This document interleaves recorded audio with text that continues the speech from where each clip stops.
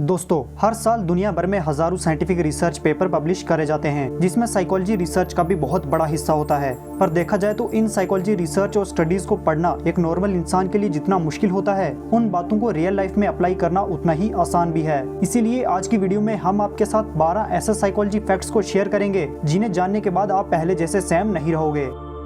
What hertz the most? हम आपसे एक सवाल पूछते हैं और आप ऑनेस्टली आंसर करना। सबसे ज्यादा क्या हर्ट करता है? जब हम पेन की बात करते हैं तो सबके दिमाग में सबसे पहले फिजिकल पेन आता है, लेकिन साइकोलॉजी के अकॉर्डिंग पेन्स दो टाइप के होते हैं। साइकोलॉजी पेन जब कोई इंजरी होती है और सोशल पेन जब कोई रिफ्लेक्शन, अकेलापन और रिजेक्शन मिलता है। और आपको जान के हैरानी होगी कि साइकोलॉजी के अकॉर्डिंग जब कोई रिजेक्शन फेस करता है तो उसको फिजिकल पेन के बराबर ही दर्द होता है, क्योंकि रिजेक्शन मिलने पर ब्रेन वही पार्ट एक्टिवेट करता है जो किसी इंजरी पर होता है। Breakup is equal to rejection is equal to pen.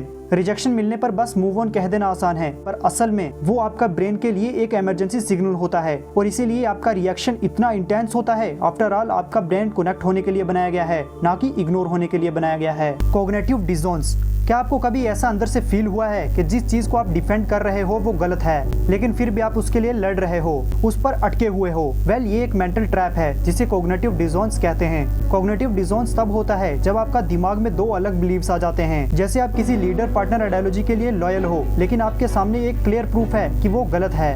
इस तरह की सिचुएशन में आपका लॉजिक कहता है कि यहाँ से निकल जाओ, पर दिमाग कहता है नहीं यार, मैं कैसे मान लूं कि मैंने अपना इतना टाइम और एनर्जी इस पर वेस्ट किया है। जैसे एक टॉक्सिक रिलेशनशिप जहाँ शुरुआत में तो छोटी मैनिपुलेशन होती हैं, फिर भी आप खुद पर डाउट करते हो कि शायद गलती मेरी होगी। कॉग्निटिव डिसोनेंस आपके थॉट्स का लॉकडाउन है। जितना ज्यादा आप खुद को सही साबित करने की कोशिश करते हो, आप उतने ही डीपली ट्रैप में चले जाते हो। इसीलिए अपने साथ बिल्कुल ऑनेस्ट रहो। Illusion of control. जब आप लूडो खेलते हो तब 6 आने के लिए आप डाइस को बहुत जोर से रोल करते हो, वहीं जब आपको 1 चाहिए होता है तब आप डाइस को बहुत स्लोली रोल करते हो। आप ऐसा इसलिए करते हो क्योंकि आपको यकीन होता है कि ऐसा करने से आप जो नंबर चाहते हो वो आ जाएगा, जबकि ये सच नहीं है और इसी को इल्यूजन ऑफ कंट्रोल कहते हैं। दरअसल ये एक साइकोलॉजिकल बायस है जहां आप सोच लेते हो कि आप किसी भी सिचुएशन को कंट्रोल कर रहे हो, जबकि असल में वो प्योर चांस या प्रोबेबिलिटी पर डिपेंडेंट होती है। हम अपनी डेली लाइफ में बड़ी से बड़ी और कॉमन सी चीजों पर इसे अप्लाई करते रहते हैं। जैसे कार्ड खेलते वक्त जो प्लेयर कार्ड चूज करता है उसे यकीन होता है कि वही जीतेगा। किसी लॉटरी की टिकट खरीदते हुए आप खुद अपनी चॉइसेस से खरीदो तो आप जीतने के लिए प्योर सेटिस्फाइड होते हो।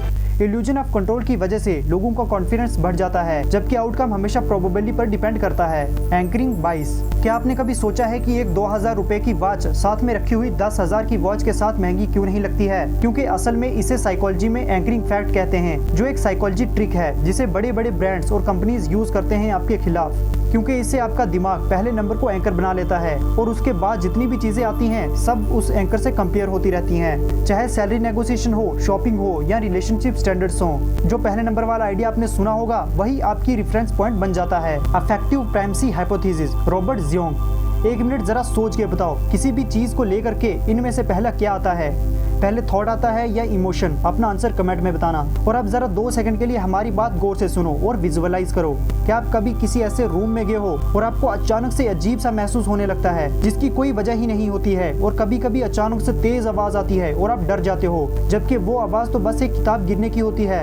इन दोनों ही केसेस में हम फील पहले कर लेते हैं और सोचते बाद में हैं, और इसी को अफेक्टिव प्राइमेसी हाइपोथेसिस कहते हैं। ये कंसेप्ट 1980 में साइकोलॉजिस्ट रॉबर्ट जियोंग ने डिस्कवर किया है। मतलब दिमाग किसी भी चीज को एनालाइज करता है उससे पहले आपके इमोशंस रिएक्ट कर चुके होते हैं। ऐसा इसलिए होता है क्योंकि इमोशंस ऑटोमेटिकली और अनकॉन्शियस और सुपर फास्ट होते हैं, और हम ह्यूमंस तो इमोशंस की प्योर दुकान होते हैं। Mirror neuron. क्या आपने कभी नोटिस किया है कि जब भी आपके पास कोई उबासी लेता है तो आप भी ऑटोमेटिकली उबासी करने लगते हो? किसी को हंसता हुआ देखकर आपके फेस पर भी स्माइल आ जाती है, और किसी को रोता हुआ देखकर आप भी इमोशनल हो जाते हो। ये कोई कोइंसिडेंस नहीं होता है, बल्कि ये मिरर न्यूरॉन की वजह से होता है। आपका दिमाग सिर्फ ऑब्जर्व नहीं करता है, वो आपके सामने जो हो रहा है उसे फील भी करता है, और बिना सोचे बिना परमिशन के मिरर या कॉपी भी करता है। बिल्कुल जिस तरह से पेट्स कभी कभी अपने ओनर्स को इमिडिएट करने लगते हैं। The fundamental attribution error. अब हम आपको साइकोलॉजी का एक ऐसा ग्लिच के बारे में बताना चाहते हैं जो सभी लोग बिना उसे रियलाइज किए हुए यूज करते हैं, जिसे फंडामेंटल एट्रीब्यूशन एरर कहते हैं। ये एक साइकोलॉजिकल बाइस है जिसमें हम दूसरों के बिहेवियर को उनकी पर्सनैलिटी से जज करते हैं, लेकिन अपने एक्शन को सिचुएशन के ऊपर डाल देते हैं। जैसे रोड पर ड्राइविंग करते वक्त जब कोई दूसरा ड्राइवर आपको ओवरटेक करके आगे निकल जाता है तो आप कहते हो क्या बदतमीज इंसान है यार,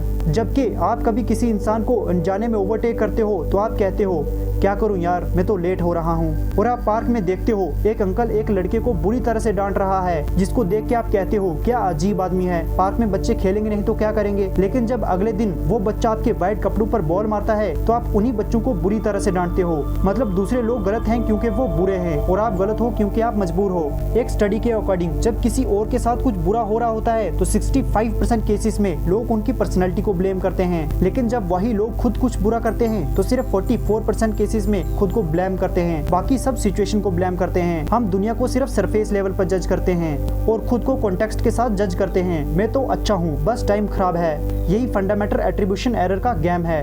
ट्रायंगुलेशन जिसके नाम से ही रिफ्लेक्ट हो रहा है, इसका मतलब है दो लोगों के बीच में किसी तीसरे को जबरदस्ती घुसा दिया जाता है। क्या आपने कभी नोटिस किया है कि कोई इंसान डायरेक्टली आपसे बात नहीं करता लेकिन किसी तीसरे पर्सन के थ्रू बात करवाता है, या कई बार आपकी पीठ पीछे दूसरों से आपके बारे में कुछ ऐसी बात करता है जिससे आप दोनों के बीच में टेंशन हो जाए। वेल, इसी को ट्रायंगुलेशन कहते हैं। दरअसल ये एक मैनिपुलेशन टेक्निक है जहाँ एक इंसान किसी तीसरे का यूज करके अपना कंट्रोल बनाता है, चाहे वो दोस्ती हो, रिलेशनशिप हो या फिर फैमिली हो। जिससे आपके और आपके पार्टनर की लड़ाई हो रही है पर आपका पार्टनर आपको ओवर करने के लिए अपने दोस्त को भी लड़ाई में इन्वॉल्व कर ले, और ऑफिस में एक कुलीग दूसरे के अगेंस्ट गॉसिप्स फैलाने के लिए किसी तीसरे को इस्तेमाल करता है। Triangulation divide and rule. Triangulation तब होता है जब कोई छुप के गेम खेल रहा होता है, उसका एम कंफ्यूजन डिवाइड और कंट्रोल होता है। लेकिन अगर आप अवेयर हो, क्लियर हो, डायरेक्ट हो तो कोई भी आपको कंट्रोल नहीं कर सकता है। सही रिलेशनशिप कनेक्शन वो होते हैं जहाँ बात सीधी होती है और बीच में कोई तीसरा नहीं होता है। तो अगर आपको ये वीडियो अच्छा लगा हो तो वीडियो को लाइक करके चैनल को सब्सक्राइब जरूर कर देना।